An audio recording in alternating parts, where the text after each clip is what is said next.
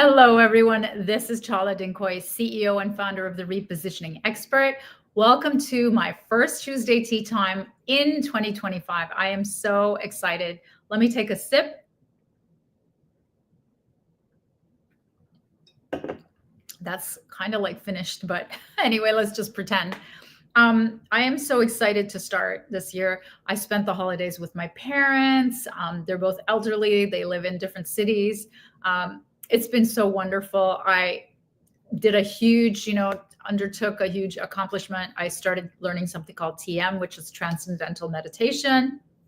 I have my first month check-in today, so that's been going well. I'm going to do it right after. You're supposed to do it before dinner, so I'm going to do it right after this live stream. So I'm so excited. Now, one of my clients has been working on her cold email strategy. So I'm making this for her, but I'm also making this for you because while email marketing still works and it works really well and it's very cheap for the ROI. It works a lot better than a lot of other things, but it only works. And if it's only by itself, it only works if you do certain things in the right way. Now, this is when you're selling B2B to large corporations. Don't forget that corporations now have at least on average 7 people on their buying teams.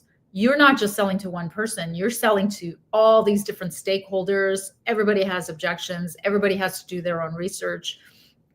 After COVID, all of the research and the pre-planning purchase, all of that went online.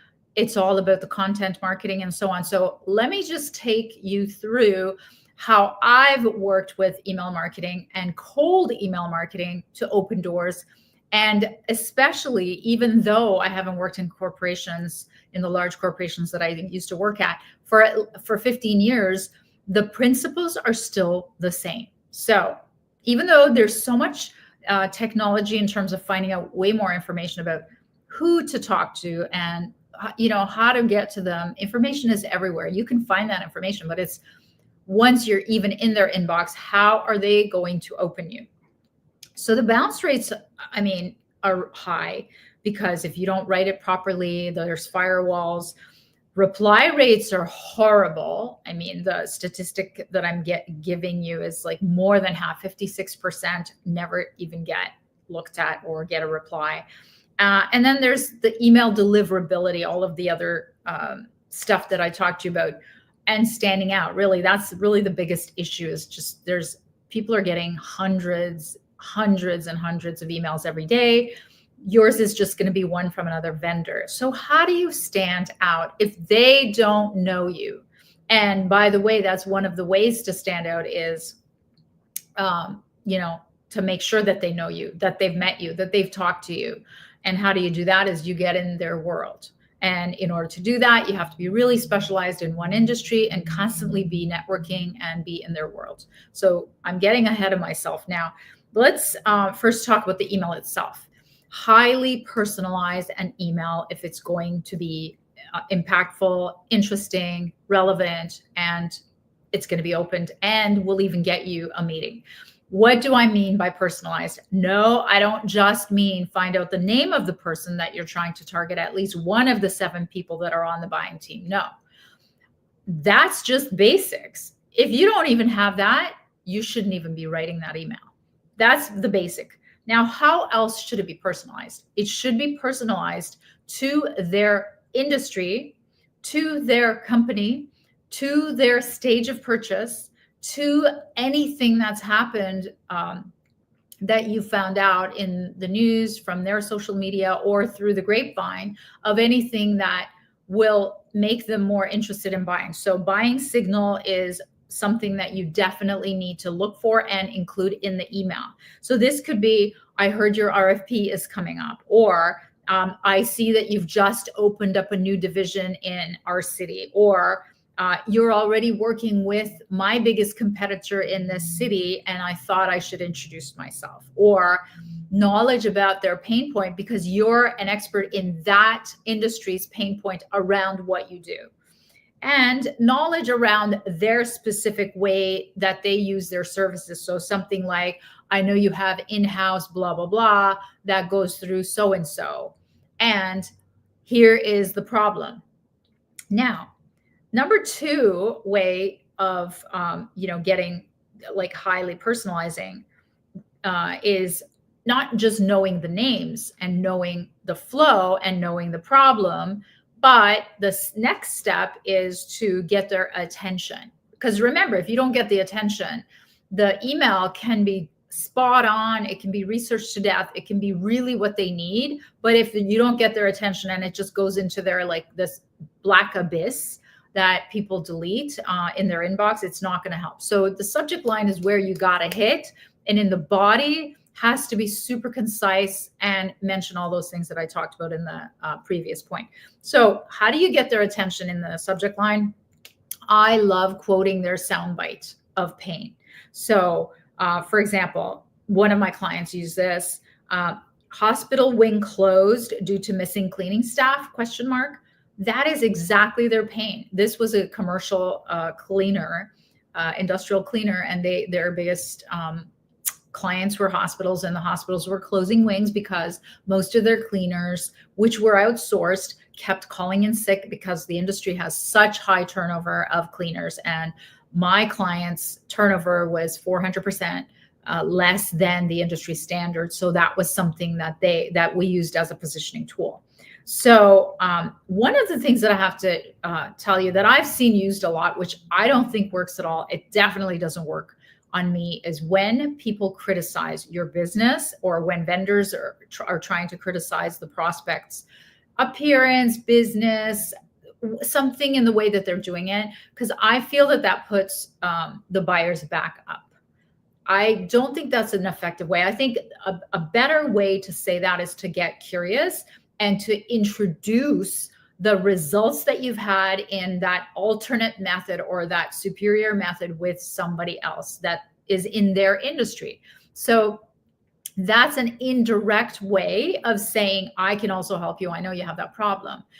And a way to get away with quoting pain is industry stats. If they're in that industry, so you can say, did you know that 3 out of 4 hospitals have closed wings due to insufficient supply of cleaning staff? Well, what we do is we make sure that never happens, because we have 400% retention, higher than the industry. So that would be an industry stat that you're not pointing a finger at them and saying, you have this issue. I know you have this issue. You're saying, if you have this issue, then you do your call to action. And the call to action should not be contact us. But I believe that it should always be something, delivering something of value. So download this, and I'll get into what that could be. So one of the other ways of getting their attention, as I mentioned, you can start with the subject line, because that is the most read part of the email. Write when and where and how you last saw or spoke to them, or how you got their name, or name drop someone that you know in common. For example, when I am doing a cold outreach and I know someone in common, or we both belong to the same network, that's what I name drop. Okay. And this could be a school that you went to. It could be an association that you're both members of. It could be somebody that you know, that they know in that association. Name drop, because then that stands out, right? You could, in the subject line, put something that's personal to them, like saw your award, congratulations on your speech, way to go on the move, something that is completely different that a friend could be writing to you. And that's why they're going to be more interested in opening your email. Again, I mentioned the name drop. Joe Kent said to call you. Hello from a fellow WPO member. And keep the body of the email to 100 words or less. Or I love sending it as a video or a sound note, or like a voice note. And I also use that on I can use Loom, which is sending it on the video, which is on cloud, but I also drop the link into LinkedIn sound, voice note, or video. Okay. Now, number 3 way to get a cold email that actually gets corporate buyer meetings is give something of value. So remember the call to action. The call to action in the very short email, it mentions, their specific situation around the problem or topic that you're dealing with that you can help with. Then it's offering them a solution in a low involvement way. So this could be an online assessment. This could be booking an assessment with you on Zoom. This could be an ebook, a download, a video, a report, a white paper, a trend report, something of value around the pain specific to their industry. Even better if it's specific to their company, but make sure it's not some sort of criticizing, like pre-criticizing. Like if they're interested and they want to book to find out what the status is with whatever that thing that you're measuring for them to see whether they need you or not, or if they're in pain, or how bad the pain is to measure that pain, that's great. But don't presume and do that analysis yourself and send it to them, because again, that goes into criticizing them.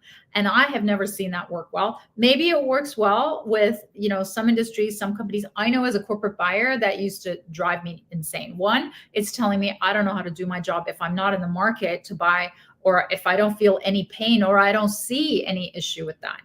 And 2, it was a negative way to start the relationship because I didn't appreciate it. So there are so many more subtle, clever, curious ways of presenting the same data and being able to get into the room with them that I don't think you need to criticize the prospect.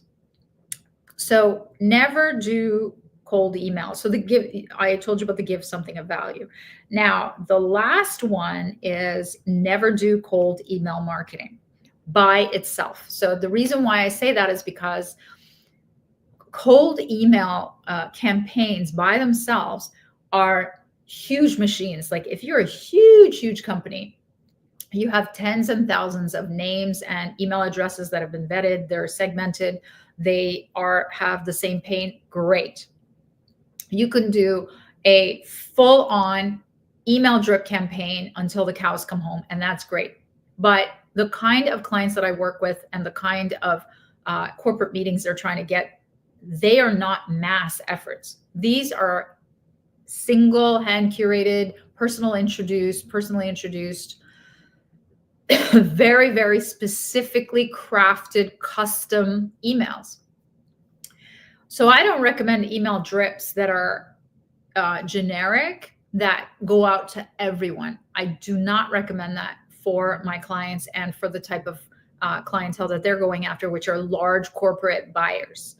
What I do recommend, however, is that you marry this email that is highly personalized, highly customized, very pain-centric, very industry specific, and has a lot of the elements of attention grabbing and value adding, that you do send these emails. And you don't just send one, that's great. You can send several and have a cadence and a cascade of them, which I suppose you could call an email drip, but it is not pre-programmed. It is all customized. It is all, you give a different kind of value with every new email, but it is not in isolation. It is in conjunction with all the other marketing tools that I teach about, which are, the very targeted high-level industry networking, very targeted high-level peer sharing under the guise of executive roundtables that I teach my clients how to run and that I run myself.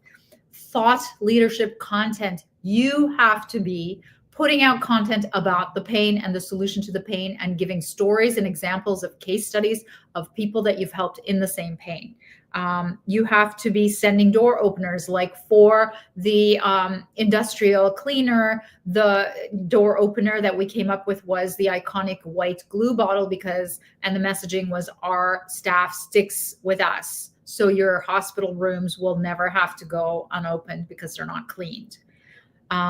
Then there's other stuff like ABM, which is account-based marketing, which is really, really high spend on a targeted whale of a client, a ginormous operation that you take as aim with high level marketing tactics like buying out a billboard next to their head office where their CEO opens his windows and looks out every morning, or a bus shelter where the head office is, or another client did a whole video unveiling with VR glasses of their product, and so on. These are like highly creative, potentially very expensive, very targeted, one account-based marketing tactics that take over a year sometimes to get a meeting. And it's a combination of sending very creative tactical stuff like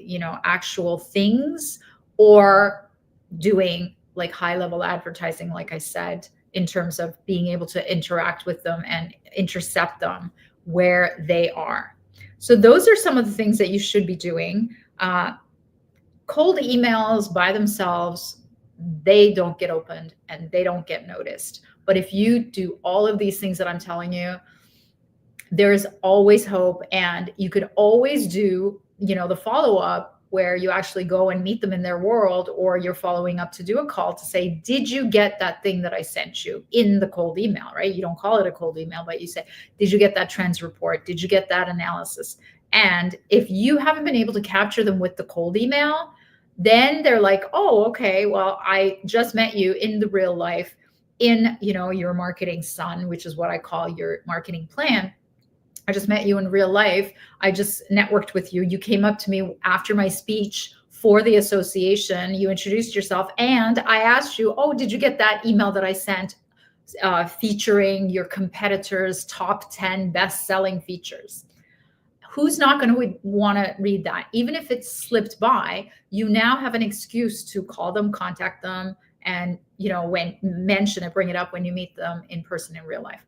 But it is in combination. When you only work just one end of a marketing plan, which is like, let's say, emailing, then I liken it to a car that has 4 wheels and only one of the wheels or one of the tires has air in it and the rest of them don't. So the car goes really slow and it's not all that safe. So just saying, putting it out there that the best kind of marketing and the best results from even cold email marketing is when all of your marketing is deployed at the same time towards the same industry target and with the same messaging and the same pain, authority, leadership. Okay. So that's a lot for the new year. I hope that makes sense. I hope that helps. And I will see you next week. Take care.